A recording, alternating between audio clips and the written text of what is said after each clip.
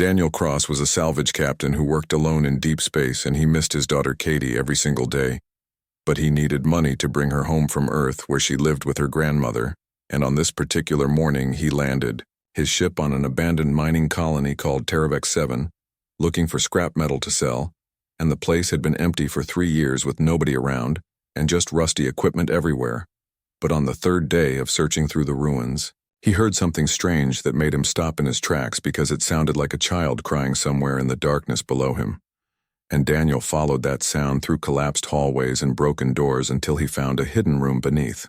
The main building and what he saw there made his heart break into pieces because 2 small children were huddled in the corner, with glowing chains on their wrists, and they had pale purple skin with pointed ears and eyes that looked like they held entire galaxies inside them.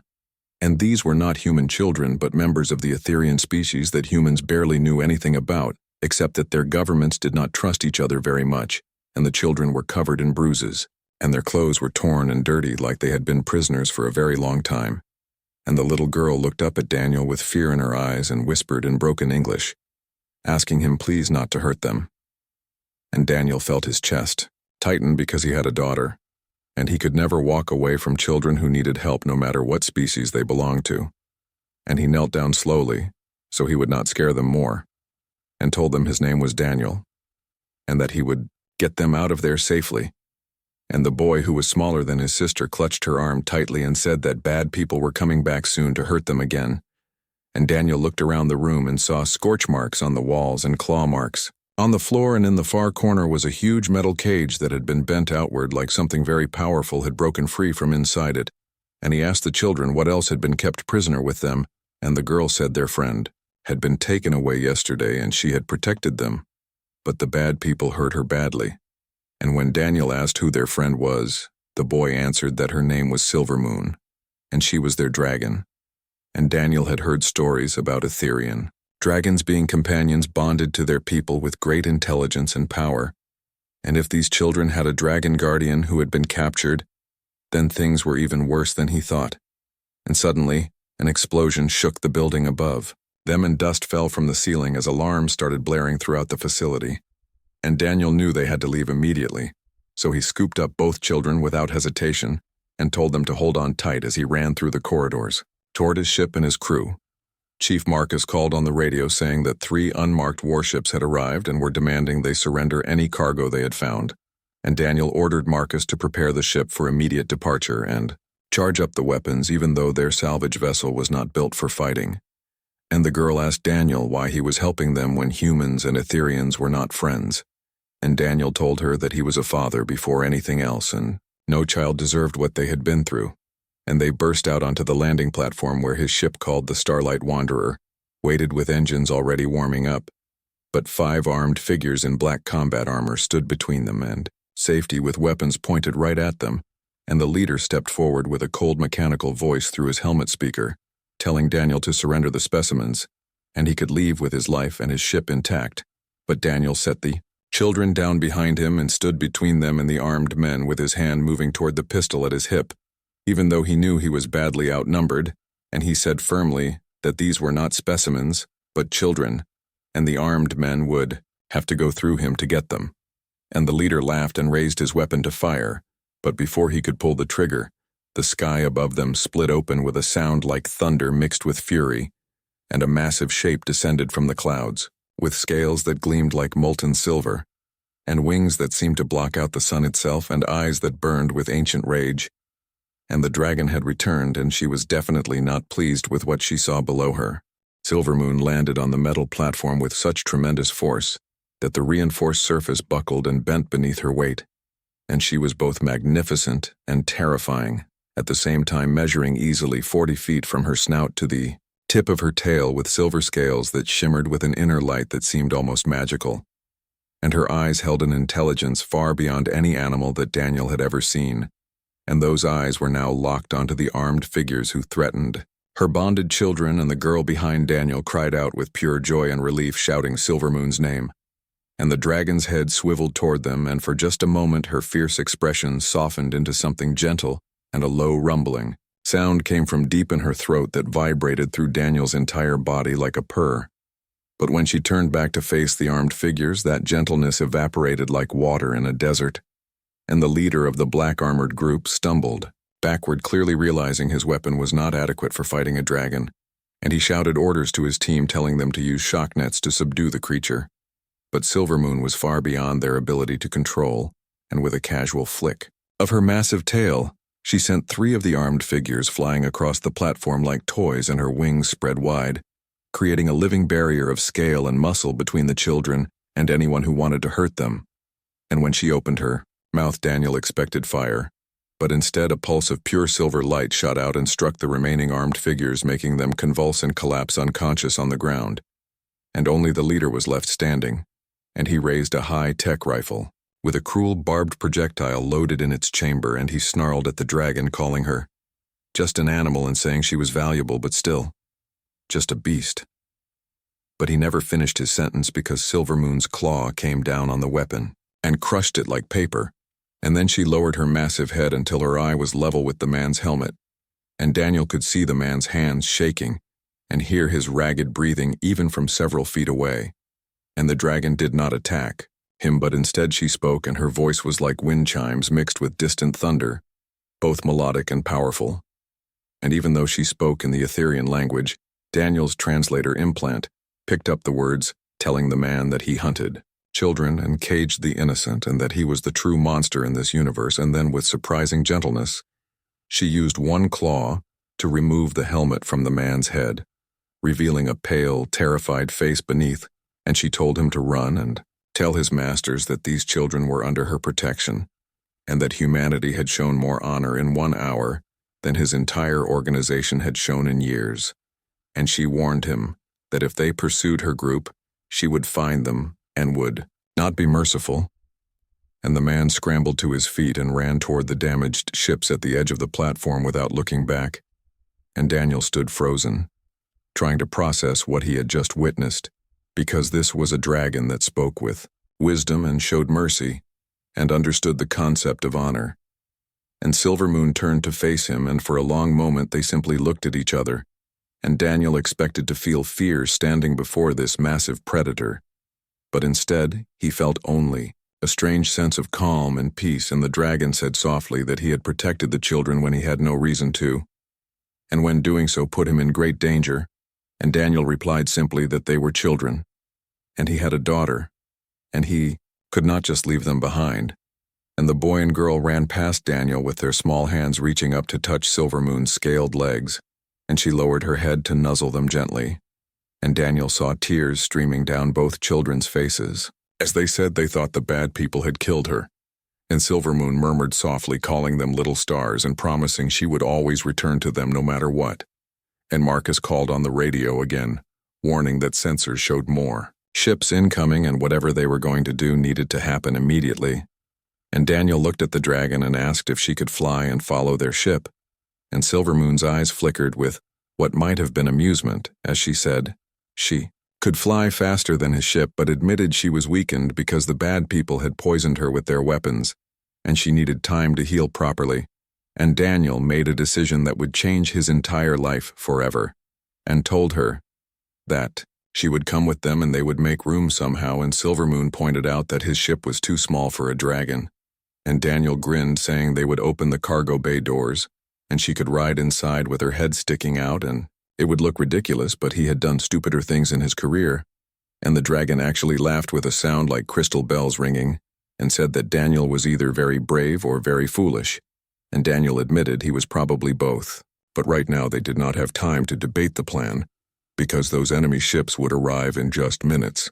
What followed was the most chaotic and stressful launch of Daniel's entire career as a captain, because with Silvermoon curled as tightly as possible in the cargo bay, and her head indeed sticking out through the partially sealed doors, the Starlight Wanderer lifted off with all the grace of a drunk elephant stumbling around, and the children who had introduced themselves as Luna and Orion sat in the co-pilot seats with their small hands gripping the armrests as the ship shuddered and groaned under the unusual load, and Marcus counted down from the engine room saying they would engage the hyperdrive in 3 seconds, then 2 seconds, and suddenly an energy blast rocked the entire ship, sending sparks flying from a control panel, and Daniel, shouted to engage the hyperdrive immediately, and Marcus slammed the lever forward and the stars stretched into long lines of light, and the planet Teravex 7 disappeared behind them, and they were finally safe at least for the moment.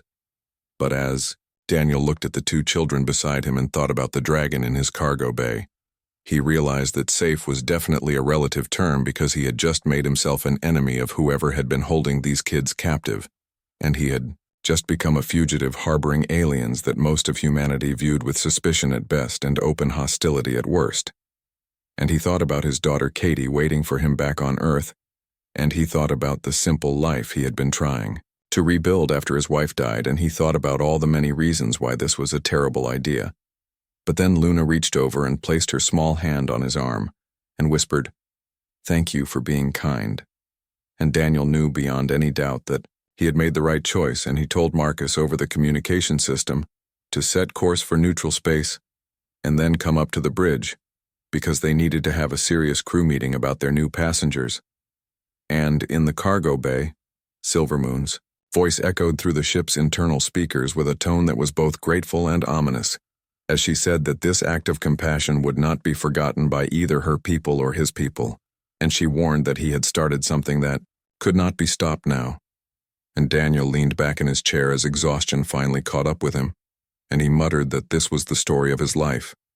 But somewhere deep inside, beneath all the fear and uncertainty, he felt something he had not felt in years, and that something was a sense of real purpose, and the war that would shake the entire galaxy had just begun, and it had started with one man's simple decision to protect two children and their dragon, no matter what the cost might be. And over the following days, as they traveled through neutral space, Daniel's small crew gathered to discuss their impossible situation, and Marcus the engineer sat with his arms crossed and his weathered face creased with worry, and beside him was Lily, their medic and Daniel's oldest friend, who had followed him into this salvage business when no one else would trust him.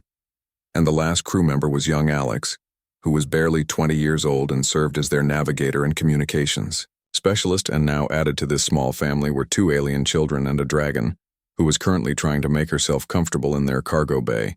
And Luna and Orion refused to leave Silvermoon's side, sitting cross-legged on the floor near her and stroking her silver scales. And Marcus asked if someone wanted to tell him why they were now fugitives, harboring the most wanted beings in 3 sectors of space.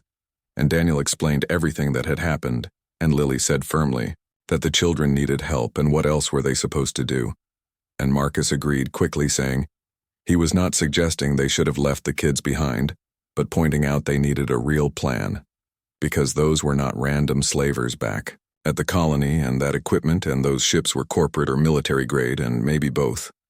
And Alex, who had been silent until now, looked up from his datapad and said he had been digging through what little information they had, and the symbols on those armored suits matched a subsidiary of Nexus Biotech, which was one of the biggest pharmaceutical and research corporations in all of human-controlled space. Daniel felt his stomach turn at the word research because he understood what that meant, and he said slowly that Nexus had been researching them and experimenting on children and a sentient being. And Silvermoon's voice rumbled from the cargo bay, making everyone turn to look at her massive form, and she told them it was worse than they knew, because Luna and Orion were not ordinary Etherian children, but were actually heirs to the Star Throne, which was the royal line that governed their entire homeworld. And the room fell completely silent as everyone processed this shocking information. And Marcus breathed out, asking if she was joking because they had just rescued alien royalty, and Orion spoke up for the first time since boarding, with his voice small but steady, explaining that he was Prince Orion of House Starwind, and his sister was Princess Luna, and their parents had sent them on a diplomatic mission to show humanity that their two species could work together peacefully. But their ship was ambushed in neutral space, and everyone else on the mission died, and Silvermoon had gotten them to an escape pod, but they were captured before they could send a distress signal. And Luna continued the terrible story with her voice hollow and empty, saying they were kept prisoner for months while the bad people tested their blood and their DNA, because they wanted to understand the connection between Etherians and their dragons, and they said if they could replicate that bond they could control dragons and use them as weapons. And Lily's hand flew to her mouth in horror, saying that was monstrous and completely evil. And Alex added that it was also extremely illegal under the Galactic Convention, because experimenting on sentient beings and kidnapping diplomatic envoys and violating neutral space meant that Nexus Biotech had broken about 30 different interstellar laws. But if they were this brazen about their crimes, they must have very powerful backing from corrupt officials. And Daniel stood up and started pacing the small room as his mind raced through all the possibilities, and each option seemed more dangerous than the last. And he said they could not just fly to Etherian space and drop the children off, because if Nexus had enough resources to ambush a diplomatic ship, they would definitely be watching all the standard routes, and they also could not go to human authorities because they did not know how deep this corruption went into the government, and Marcus asked what they should do since they were just a salvage crew and not soldiers or spies.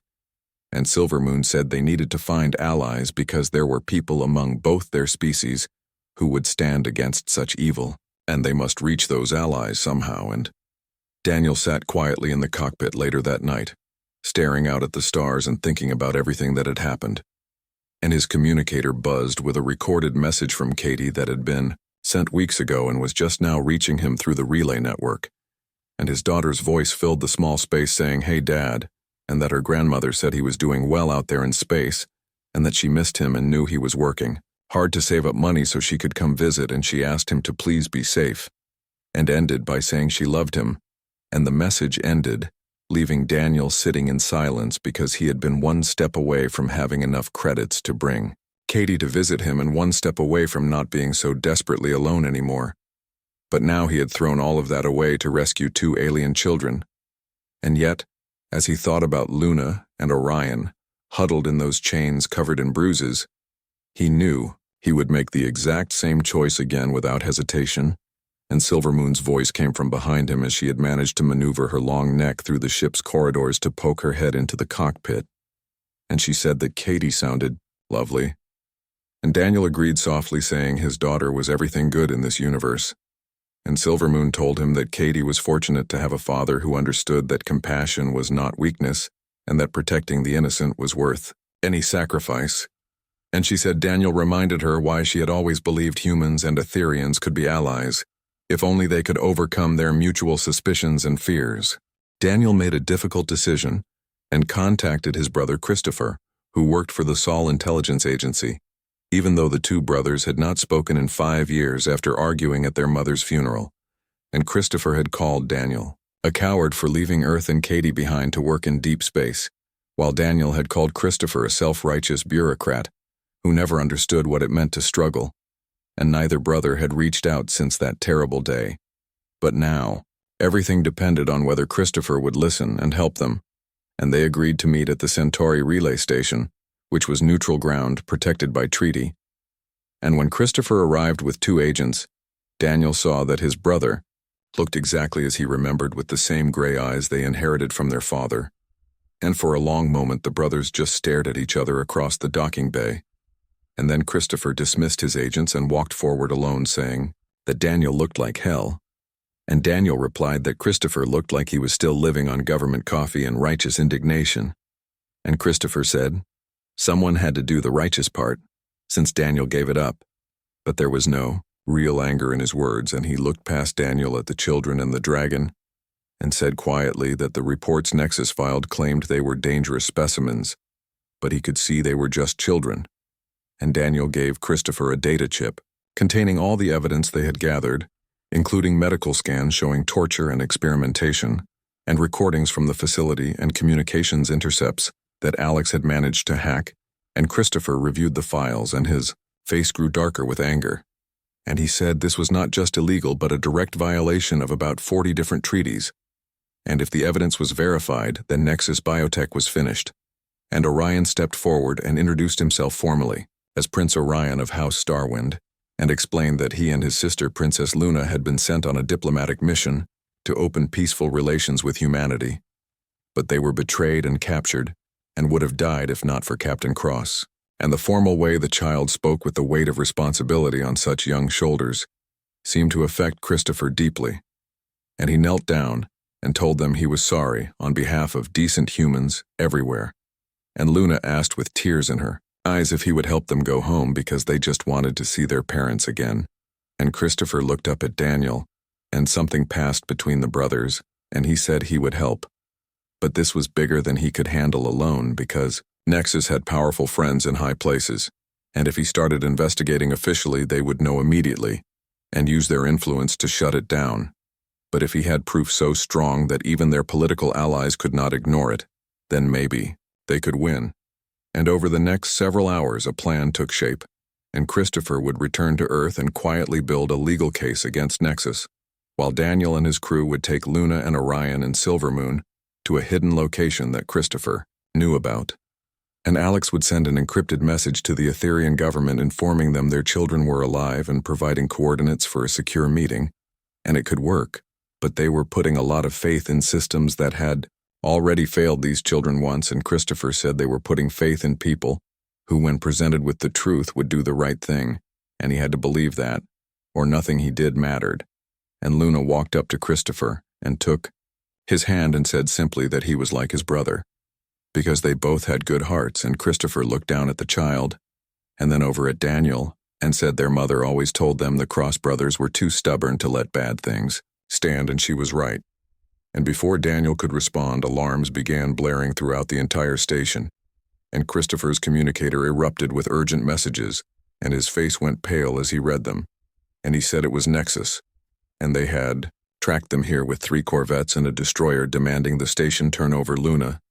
And Orion and Silvermoon and the dragon's eyes began to glow with inner fire, and she said then they would fight. But Marcus shook his head, saying they were just a salvage ship and a weakened dragon against a destroyer, and they would be slaughtered. And Daniel's mind raced as an idea formed, and he asked Christopher how many reporters were on the station right now.